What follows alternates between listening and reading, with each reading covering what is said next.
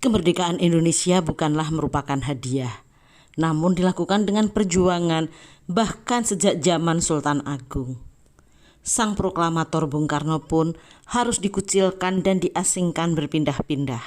Salah satunya adalah di kota Bengkulu, tempat yang kemudian mempertemukannya dengan Fatmawati. Sebelum dilanjutkan, ada baiknya subscribe kanal ini lebih dulu, like dan share, agar kanal ini bisa terus mengunjungi dengan informasi menarik lainnya.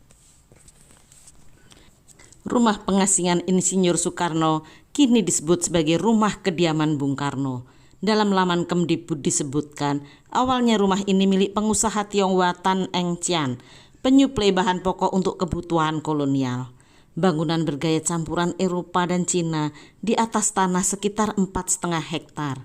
Sang istri Inggit Garnasih menemani dalam pengasingan di Bengkulu tahun 1938 hingga 1942 ini bersama anak angkat mereka Retno Juami.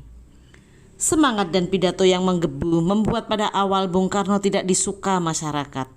Namun tidak sedikit yang bisa menerima perubahan yang ditawarkan, bahkan menganggap Bung Karno sebagai tempat bertanya berbagai hal, dari urusan agama, rumah tangga, politik, hingga mencari jodoh bagi anak gadis. Dan sekitar 300-an anak gadis yang meminta dicarikan jodoh. Banyaknya tamu membuat Belanda khawatir dan mengirim intel untuk mengawasinya. Sekitar 4 tahun di pengasingan, tidak sedikit peninggalan yang kini menjadi koleksi yang bisa dilihat di objek wisata tersebut. Sekitar 303 judul buku dengan bahasa Belanda yang terdapat di ruang kerja Bung Karno bagian depan, 120 pakaian sandiwara Monte Carlo, kelompok yang menjadi strategi Bung Karno untuk menarik minat pemuda.